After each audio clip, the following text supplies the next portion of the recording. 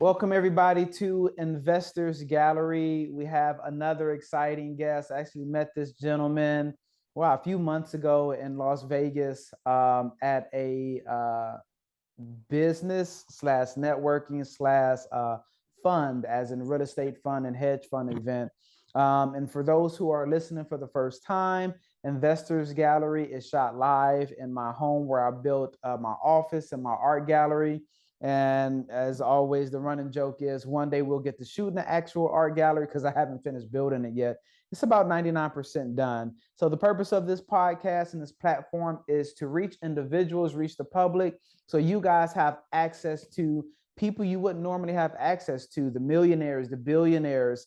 Last week we had a tax strategist on who typically helps a lot of high net worth investors and the lower end investors who are just getting started. So our goal is to provide you with great information and also provide you with resources and the people to be able to get your business further and build and scale and do amazing things in your life. So today we have a gentleman that we've been waiting a long time for.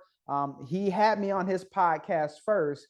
He beat me, but I have the chance. I have him here today. Sir, introduce yourself and let us know what you do, and tell us about failing to success. Yes, Presley, thank you so much for having me on, man. I'm extremely honored, humbled, and excited to be here today. Yeah, my name is Tinny Colin, 25 years old, and like many of you here attending the podcast, I've got a passion for real estate, and I started my journey about 2 years ago now. Yeah, two and a half years ago. Um, Time passes by so fast. So while going to school and working a part-time job, I wholesaled a handful of deals, all virtually, and I was making $35,000 a year at my day job at the time. That's before taxes, and I was able to qualify for and purchase a standard three-bedroom, two-bath in a C-class neighborhood in Gastonia, North Carolina, just a single-family home. I was renting out two bedrooms at the time, and that was enough to cover the mortgage, but essentially not enough to cover, um, uh, not enough to cash flow, right? So I used the space available in the mudroom where the washer and dryer were, and I slept there for a year, right? So I actually slept in my laundry room for a year, and I rented out the third bedroom.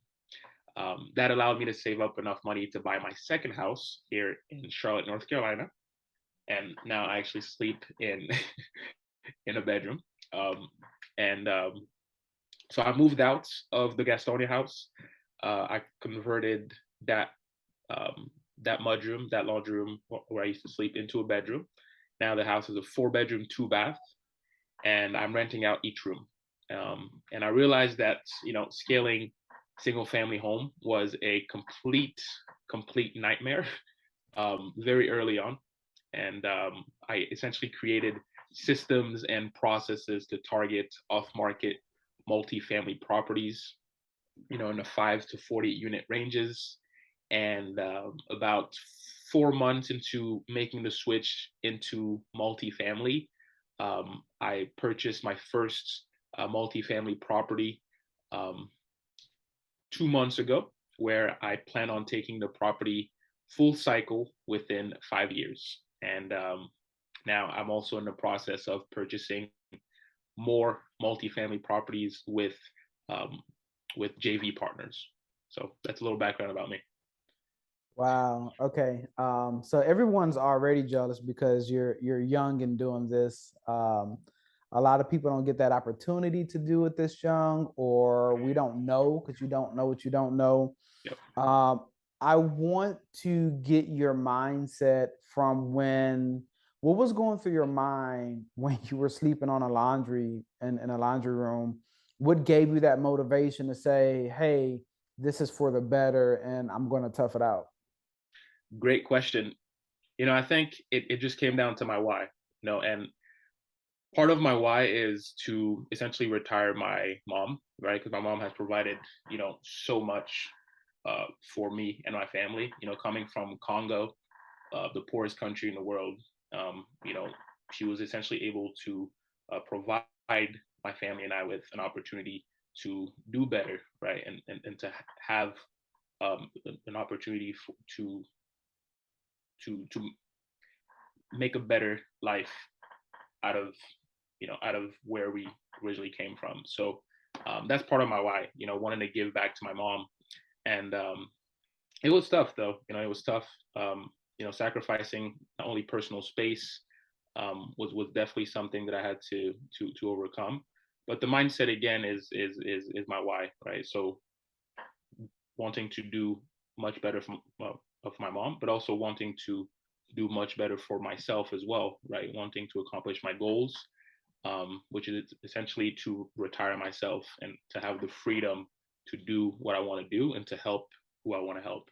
So always keeping that in mind really, you know, really allowed me to push through. So Are there any books or YouTube videos? Is there, or mentors? What outside forces begin to shape how you think today? that's a good question. It was when I first learned about real estate, it was after college, right? I had no sense of direction, and I really didn't know what I wanted to do after college. And frankly, throughout college, I always had to read books, but I was never really a fan of them. So really, the first book that I devoured, um, as far as information goes, and that really captivated me was Rich Dad Poor Dad, right? So when I read Rich Dad Poor Dad, that was to me the light switch that I needed to really understand what I wanted to do in life. And that was really at a time, you know, once again, when I didn't know where I wanted to take my life, where I wanted to be, you know, 10, 20, 30 years from now. So that was a life-changing book. And, you know, as far as mentor goes, you know, right now I have a mentor who comes from the same background as me. You know, he's Congolese. I see him doing what he's doing. You know, he went from 0 to 64 units, right? So somebody who comes from the same background as me, who looks like me, you know, is really a pivotal piece to my motivation, right? To doing what I want to do. And I've also had great, you know, business partners like loan officers that have helped me qualify for single family homes when I was just making $35,000 a year before taxes, right? Prior to meeting that specific loan officer, you know, I got rejected like by 20 loan officers because they told me that my DTI was too high. So I'm thankful and I'm grateful to say that I've had some incredible people around me, and I've also devoured a bunch of information to essentially get the knowledge to to be where I'm at today. So tell me about your first deal. How did you break into your first deal? Did you do it by yourself with a team? And how did that raise go? Yeah. So what I'm going to tell you is the multifamily deal. So as soon as I made the switch to essentially target multifamily properties, I used the same systems and processes that I had when looking for wholesale deals, right? And essentially took those same systems and processes and applied it to finding larger multifamily properties. You know, like I said, 5 to 40 unit ranges. And I have a team of cold callers in the Philippines that cold call for me literally all day long, 5 days a week. So they were able to find a seller that was at least willing to you know, give me a asking price. Right. Prior to that, most multifamily properties were always like, oh, you know, you know, throw me an offer, or, you know, let me hear what you got. Hmm. So I find a an owner that gives me an asking price, and at the time it was $100,000 a door, or sorry, less than $100,000 a door. And if you know North Carolina, anything under $100,000 a door is something that you definitely need to take a look at. And Mm-hmm. so I reach out to him one time, two times, three times. He doesn't pick up. Um, and this was me making calls during my lunch break, while I work. I reach out to this guy close to 20 times. Like around the 20th time, he finally picks up. And the first thing I tell him is, man, you are a tough person to find. And we both start laughing. And I tell him, why I'm calling. I tell him that I'm just getting started in multifamily. I'm super transparent. Just getting started in multifamily. You know, this area of North Carolina is a promising area. Would love to connect, learn more about you, right? How you got started in multifamily, so I can learn from you as well. And I meet up with him and his wife, and we meet up at a Panera Bread. We sit down, and they start telling me their story, telling me that they also started house hacking, right? Similar to what I was doing at the time, is renting out the bedrooms. So we connected, like the report was there. We had a lot in common, which was great. And the next day, I meet them at their property, and we signed the contract. Fast forward, we were able to come to really great terms, favorable terms, win-win scenario. And now it was time for me to actually close on it, right? So I have it at a great price. Now it's time for me to really find lenders and partners, right? Because I don't have the money to put down for this down payment. So, and I've always made it a priority to network. I go to a whole bunch of meetups. I go to a whole bunch of events, and I was able to find a business partner at one of those meetups.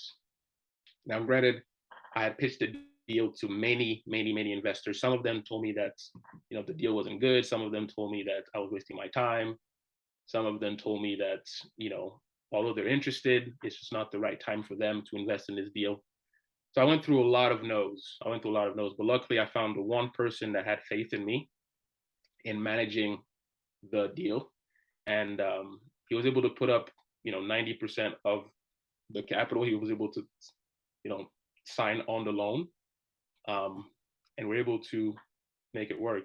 And that was a really, I was at the closing table almost like signing the paperwork, like shaking, like, wow, this is really happening.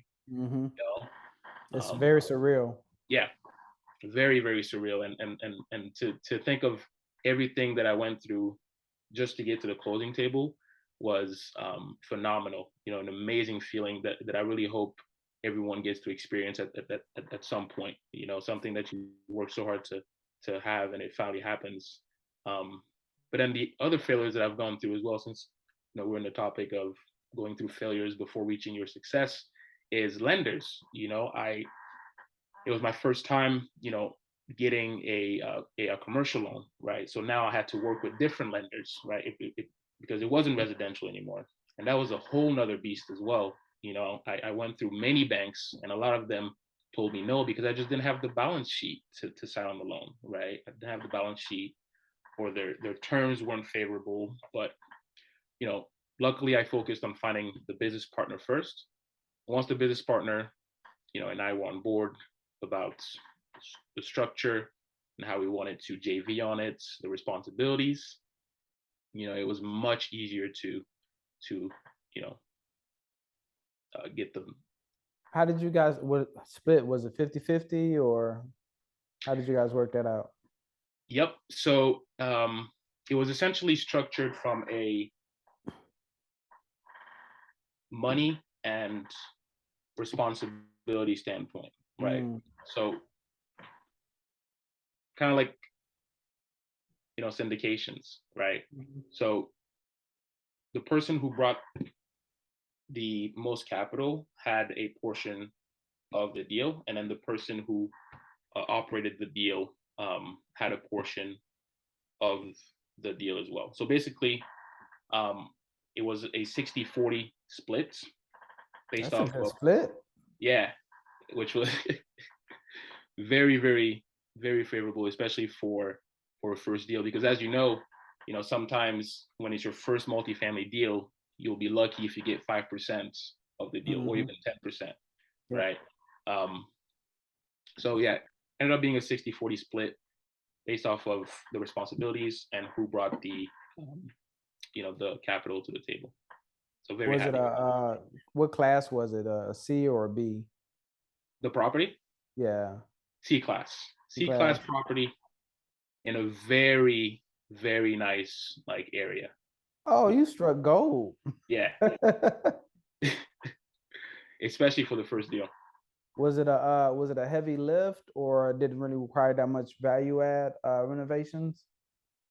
So it was definitely outdated, right? It's 1960 property, and we're still going through the rehab right now.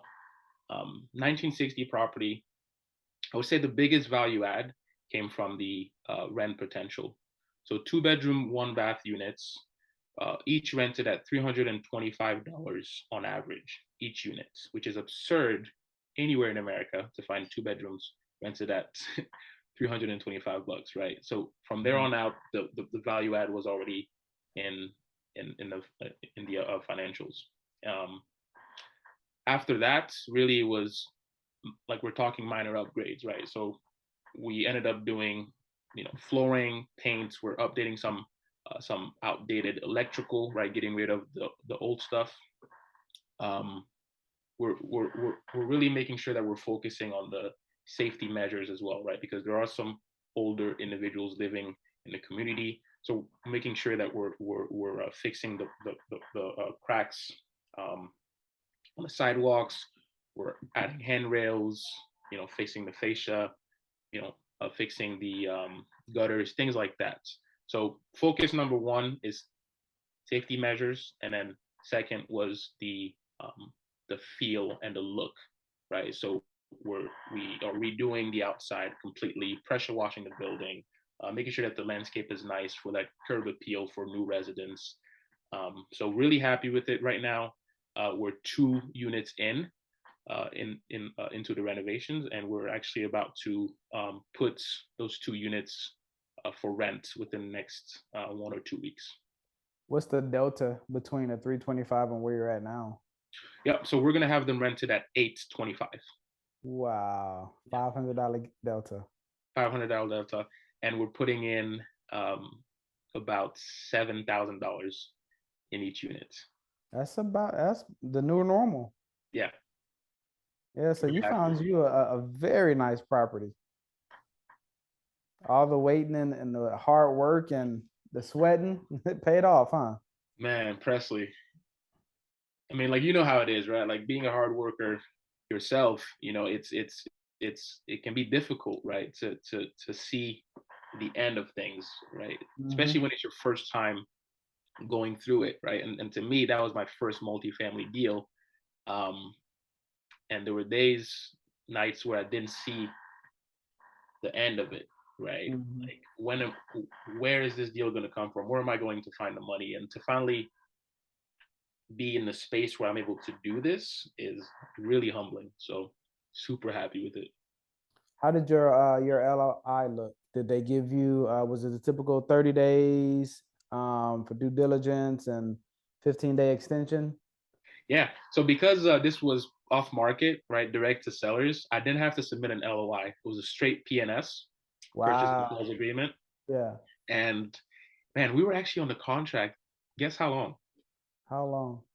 I was on the contract on that deal for I think like 3.5 months. Wow. 3.5 months I was on the contract on this deal. Basically, I always had to ask for an extension, right? So it was a Hmm.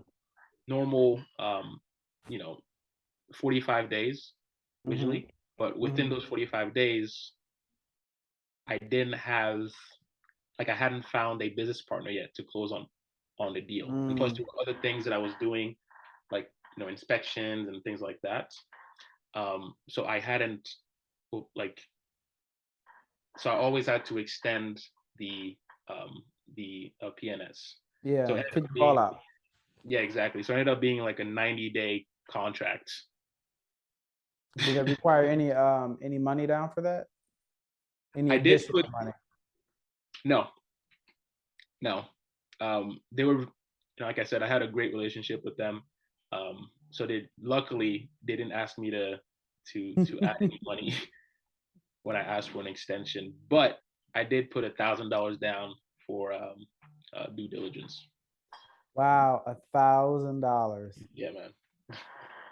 If you find any more of those, please call me. That is amazing. What year? 2.5 years ago? How long ago did you get into that deal? 4 months ago, 4 actually, months May. ago. So pretty Yeah, fresh. May. Yeah, May. Okay. Very Hmm. fresh. So this was right after fund launch? I was on the contracts Okay. while attending fund launch. As a matter of fact, I was on the contracts for 2 months while attending fund launch. But yeah, I closed on it Wow. literally like 2 weeks after fund launch.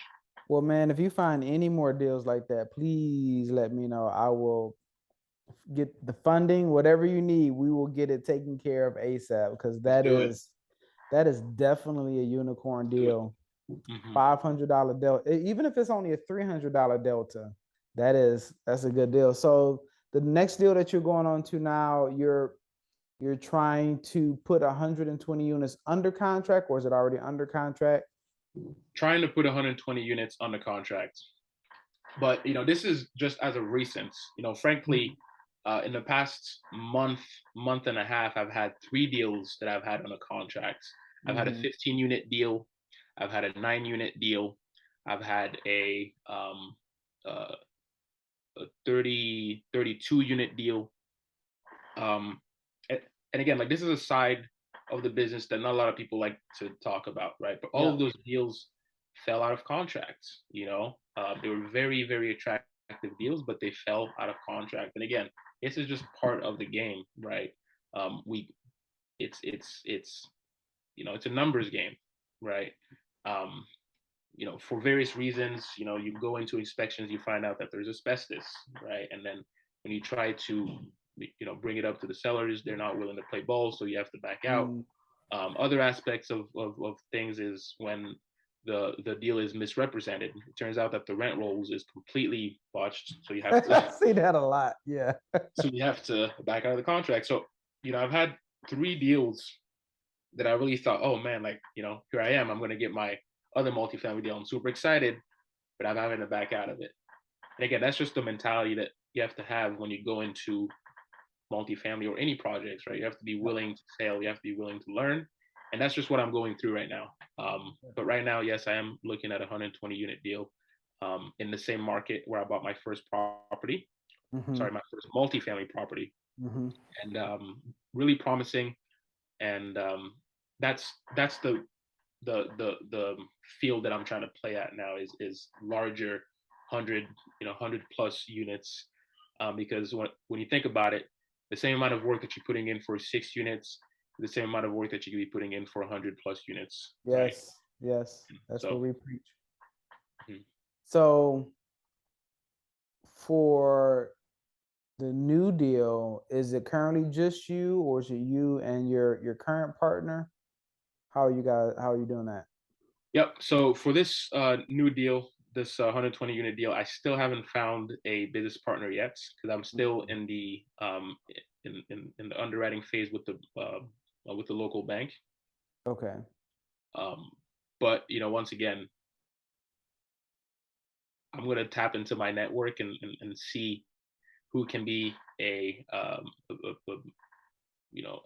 valuable business partner, right? Either from a joint venture standpoint or from a key principal Yep. standpoint, or from a lending standpoint, right? Which is why I ask Lori for her contact info, right? Because you just never know.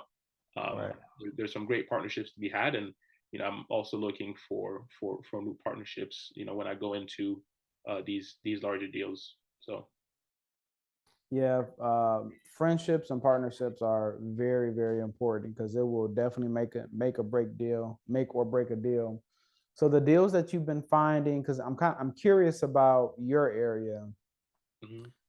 because even though I get deals from your area, I don't typically underwrite them because I'll get another deal that's in, Houston or San Antonio or Dallas, and I'll kind of, veer toward that. Um, what are they asking for, or when is your earnest money going hard in your state or in your city? It depends. It depends. Like I'll give you an example of a 15 unit deal that I had on a contract. That one I negotiated to have a 60-day close, 30-day due diligence, with the earnest money going hard after the 30 days. So like it just all depends on what you negotiate with the broker or the Yeah, seller. But I don't think that there's a specific um, legal um, legal route uh, yeah. for all of my deals that I've had on the contract. I've always negotiated for the earnest money to go hard after uh, the inspection period has been um, you know set, like done um, in a way where I'm satisfied with what I find. hmm Yeah, the Texas market is becoming a little bit lighter. It was to a point where earnest money was hard Yeah, day one, and I'm like, I don't really feel comfortable giving you $200,000 immediately non-refundable. yeah, But that's the games that we were playing, and people were winning. It's if you do your due diligence enough and do your digging and your underwriting well enough, you can kind of safeguard against it. But it's still, I mean, it's a lot of money, hmm that you can't get back. So, but yeah, the market is shifting a little bit. So for those who are listening now, listening and watching now, and for those who will be, and you can see the date on the podcast or whatever you clicked on. It's not that multifamily is not still a good asset. I believe it is still the absolute best asset you can buy. There was an article, it's a few articles that I've seen recently, but one in particular is the United States is short 4.3 million doors. That's how many doors we need just to kind of stay, you know, above water, but we're short. So we need to catch up 4 million doors those numbers are rising by the day. by the day. I've been hearing estimates that we need between 8 million and 11 million doors nationwide. That's right. So what's happening is, yes, some areas, and I guess it depends on who you talk to. Some people say we're in a recession. I saw a video today.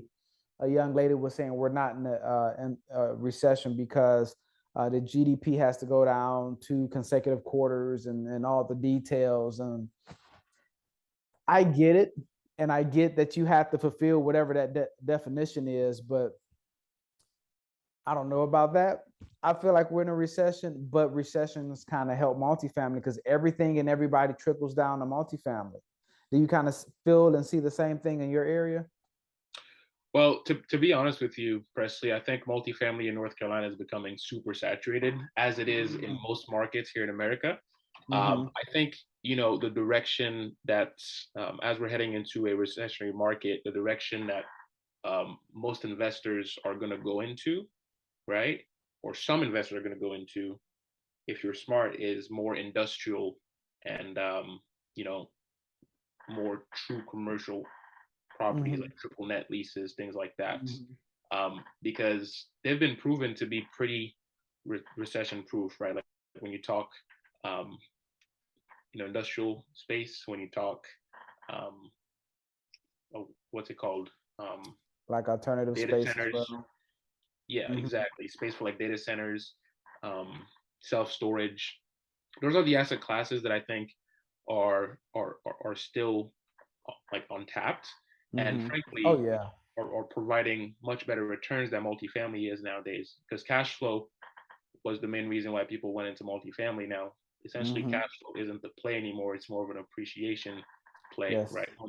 Yes. Unless you're lucky and you're able to find, gold mines here and there, right? Mm-hmm. Um, but yeah, and frankly, like that's the direction that I'm also starting to go into, right? Because multifamily now is becoming, like I said, super saturated. So I'm looking at different asset classes.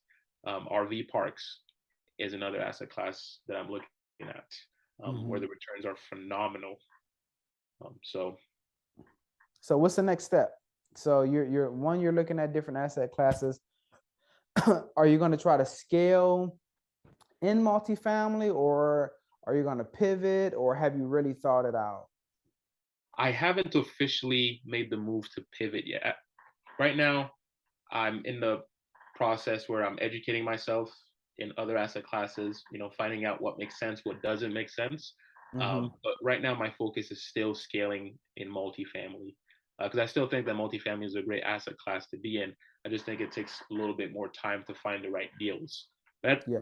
that that doesn't mean that I'm not patient, right? So I'm still gonna be within multifamily because most of my connections, most of my sphere of influence is within multifamily, and so the focus is well and truly to scale my portfolio, and I would like to be at 100 units.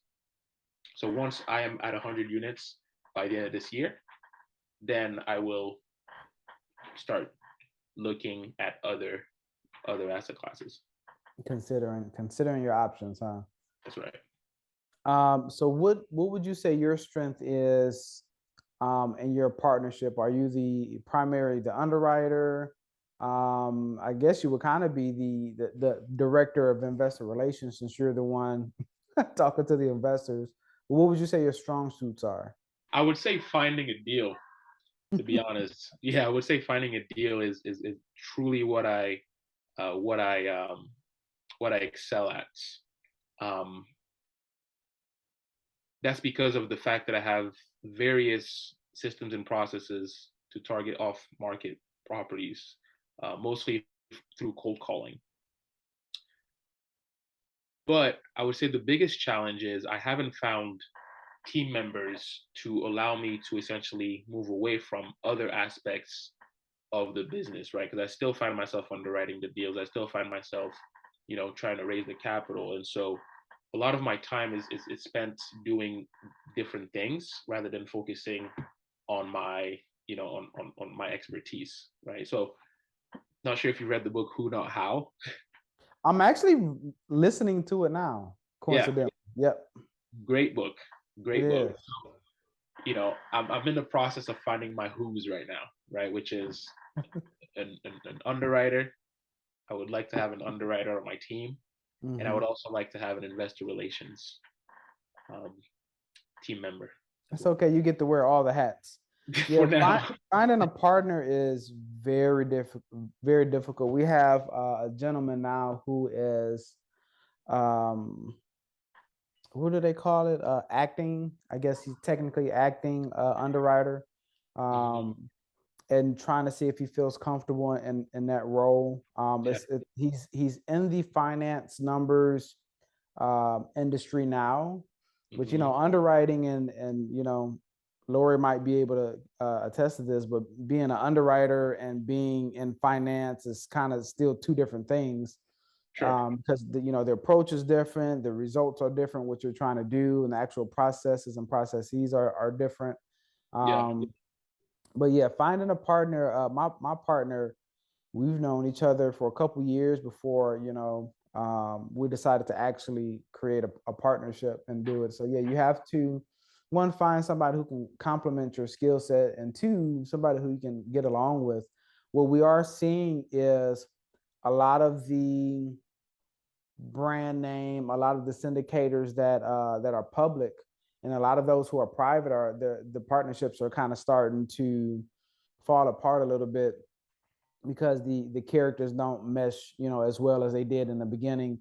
And I Hmm. think there it was such a false sense of, maybe a false sense of security, 1920 and 2021, because really, if you can get a deal under contract in a good area, it really didn't matter what you pay for, because you can resell it for a ton of money later. And now that's not the case. I was talking to someone a couple of days ago. I can't remember who I was talking to, but they had mentioned, and we had a long discussion about now things are going back to how they used to be, with the cap rates being adjusted, and it's kind of a little bit more of the equity play. And Yeah. 19, 20, and 21, everyone expected and was looking for this 18, 19% IRR. Hmm. And that's not, usually the case. Normally it's 12%, 15%, maybe 10% on a bad day, but it's not normally 18%. And now we're kind of going back to what a typical return is, which is still better than the stock market, because really the stock market after fees, you're 4 to 6% return, and people just don't know that, and they don't do those calculations to understand what their true return is. Right. So how do you feel about the market now and where it's headed? I am extremely patient. Extremely patient. I think a lot of savvy investors, as you should definitely uh, hold and stack your cash. Hold and stack your cash because opportunities are going to be coming. Right. Don't just dump into a deal right now just because it looks good from a face value standpoint. I think 6 months from now, a lot of sellers are going to get off their high horse, so to speak, and they're going to start pricing their properties at a much more favorable, favorable um, standpoint. Cap The rate, other cap thing is, rate. yes, exactly. The other thing is, Presley, and I'm sure that you've also noticed is bridge loans were super, super, super popular the past 2, 3 years. You know, But but these bridge loans are going to come due. These bridge loans are yep. coming due with some in the next few months, some within the next year, and those individuals are going to be left holding the bag. And Yep. so, unfortunately for them, that's going to be an opportunity for somebody else to come in and essentially buy at a much, much, much better, better price. So That's what we're waiting on. exactly. So my Multifamily, recommendation is to be multifamily patient. still a great asset. So yes. Yeah, All absolutely. right. Some other questions. So I was going to ask you this before we started officially recording, but I wanted to get this on air, because Uh-oh. I've had the pleasure. You know this is going. Most of the people on the podcast, I'm trying to think, have I met anyone in person on the podcast? Maybe one or two. Most people are on the other platforms, and that's how social media or something like that, or maybe through some kind of Zoom networking meeting or event or whatever. But I met you in person. I'm very honored. Yes. Um, how tall are you? You knew it was coming. Do you want the real answer? I want the real answer, because you wasn't wearing platforms when I met you. Man, I'm just 6'3". I'm not even that tall. Okay, well, I'm I'm just 6'3". short, so 6'3" is taller to me than it is for most people. Okay, I get You that weren't out the way. you were not looking at me like this though, Because I know to put distance between people who are taller than me. Yeah, it's like Shaq and Kevin Hart. I know better. I'm not just gonna walk up to you that close, sir. Mm-mm. It's Not gonna make me look crazy. all calculated. It's all calculated. It is very, very calculated. Um, But yeah, man, it was definitely nice meeting you in person, and what a great event. I mean, being in a room with all these individuals who have great visions, who have great work ethic. I think that was really really needed for me personally to surround myself with these kind of individuals because a lot of the people that I met, um, you included, are at a level where I would like to be, or are doing things that I would like to do. Right. So staying in contact with people like yourself from that event have has allowed me to essentially um, you know get pieces of information from each individual. So yeah, it was nice meeting you. put the pieces of the puzzle together. Exactly. You too, Jay. We miss you too. You're on mute. You can't talk, but we love you. Who's Jay? Did I meet Jay Jay? is on there from I don't know if you met her, but she was in the lunches and stuff when Oh, we had our networking events. I'm sure you've met Jay. Yeah, hey Jay's Jay. awesome. Jay is also a big supporter of mine, so yeah, I love her to death. Okay, another personal question. When you scale to the point that you want to get to, what is going to be, if you haven't already done something with your first acquisition, did you Yeah, take an acquisition fee off of the 12 unit? I did. Yeah, I took 3%. Okay, that's awesome. Yeah. So either for the 12 unit or for when you get to the level that you feel comfortable, what is going to be a splurge, a thank you to yourself for getting to that point? Oh man, that's a good question. The splurge. Yeah, you got to do better than a bedroom. I had to reward myself with the bedroom, man. A splurge. Wow. Watch, car, clothes, vacation property. What's on the list? That's a good question. I'd probably go to take myself to a nice vacation. I haven't been on vacation in a while. So I'll probably go to, take a trip to the Maldives and Mm, just unwind, Wi-Fi turned off, mm, completely just, you yeah, know, relax, relax, clear my head and just, meditate, be let it all thankful. go.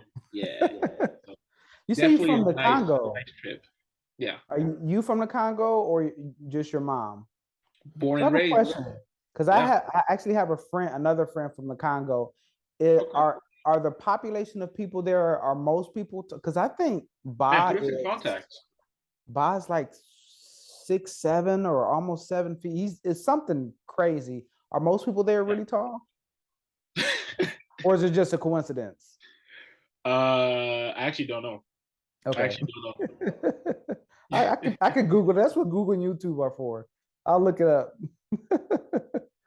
It's like Google will I get hope back. I don't go anywhere and people think all Americans are short because I'll be a bad representation for America.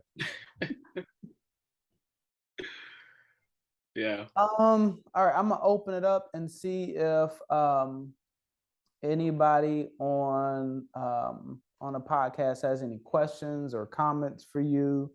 And then after that, we'll wrap it up. Does anybody have any questions or comments for him? I just want to say congratulations, Colin. This is Jay. I Hey, was thank you. event. I'm not sure we met in person. I think I met Presley in person, but we're bonded. And what I like is your calm demeanor. You have a way of or delivering what you're reporting in a way that just instills people's confidence naturally. So I'm sure you're on a good path to success and being an example to your community. Thank you so much. Thank you so much. That honestly means a lot. So I really appreciate you for saying that. Yeah. And I'm sure that we'll hopefully run into each other at an upcoming event. Yes, and thank you, Presley, for bringing Colin on. It's always a pleasure and a privilege to be here. When are you coming on, Jay? I don't know. We can talk about it.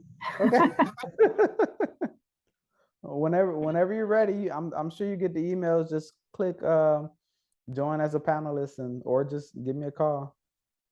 I sure will. I've got some developments to discuss with you as we speak. Okay, awesome.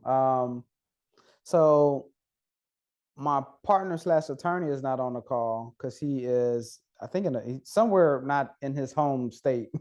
He flew out somewhere this morning. If I was a good partner, I probably would remember where he said. I think he's Georgia or something. So I can say this without getting in trouble at the moment until he listens to the podcast later. So we are starting. We haven't launched yet, but we are starting a real estate investment fund. Where it's going to be closed at and subscribed at $100 million, and we will be seeking distressed multifamily, build to rent communities, as well as I'm missing one, and I can't think of what it is. Distressed multifamily, build to rent, and it's a third thing. And North Carolina is actually one of our target areas and focuses. So Texas, Florida, and both Carolinas and Georgia. So cool. I'm really excited. And I hope once we get subscribed, I can come over there with you and we can buy up some stuff. So that way you can take a vacation, sir. Yes, yes. Come here, man. Come here. It's fun here. It's funny. I've heard nothing but good things about both Carolinas. Mostly North Carolina. I don't think too many people that I've known have been to South Carolina, maybe one or two, but I hear a lot, especially about Charlotte. Is doing a lot of really good things there. Oh Especially yeah. if you guys are at 100,000 and up a door. That means that's a really big indication. Yeah, absolutely. And you know, I would say Charlotte right now is definitely more on the expensive side, as it should, right? It's like the Mhm. main city, you know. Mhm. But I would say, you know, the outskirts of Charlotte is now where the personally where the opportunities are, and where the price points and where the rent to price ratio are more attractive for from a return standpoint. So looking at 30 to 45 minutes outside of Charlotte each way. It, Really? Okay. yeah, yeah. So Any more comments or questions? All right, I think we are up with the questions. We're done with the questions and comments. Do you have any gold nuggets you want to share with everyone watching or listening, or anything motivational, anything that's just in your spirit or in your gut that you think people should know? yeah, I mean, take it from a you know this advice from a 25-year-old, right? So take it with a grain of salt if you want, but for everything that you embark yourself in, right? From every project that you embark yourself in, never, ever, ever turn your back on an opportunity to learn, right? Never turn your back on an opportunity to connect, because you just never know who is going to be um, around you, and that person can change your life for the better, right? Because you're always one person away from changing your life, and you should always be open to doing so. Okay, so that's what I have to say. I appreciate it. Thank you, sir. Yes, All sir. right, I'm excited, man. Keep me updated on your current deal, and if you Yes. find a deal that just blows it out the water, call me. And the reason I say um, call me on an amazing deal, besides the obvious, the good deal or the average deal, we want to use our investors and put them in the fund, and then present the fund to you, and we can either have our fund as a GP of yours, or if you start a Okay. fund, we can be a fund of a fund. Okay. But if it's a deal that just can't be passed, then let me know, and then we'll have some conversations with our people and get it It's yours. snatched up. It's plenty of investors out there. You got it. You All got right, it. well, thank you for joining us, man. I appreciate it. And Presley, this was fun, man. oh, you Thanks. know what? We can't end. Give us 1 or 2 minutes. Tell us about your podcast. How's it going? And just fill us in real quick. Yeah. So I have a podcast called Failing to Success in Multifamily, where I interview various successful individuals on their way to buying their first multifamily or have closed on 500 units, and just highlighting their failures, right, that they've gone through to get to that point. Most of the time, we only talk about, all the luxury things, all the fancy, celebratory posts like, hey, I just closed on this, I just closed on that. But a lot of the time, the most valuable stories happen behind the scenes when individuals actually go through their challenges to get to their successes. So I have a podcast called Failing Success Multifamily. It's going to come out in the next month or two. I'm still recording videos right now, so it hasn't come out yet. But yeah, that's what I'm working on right now, beside buying real estate. Cool. I appreciate it. All right. Excited to see great things from you, and we will chat later. Presley, thanks so much, man. You're the man. All right. See everybody later. Bye, guys. Bye, guys.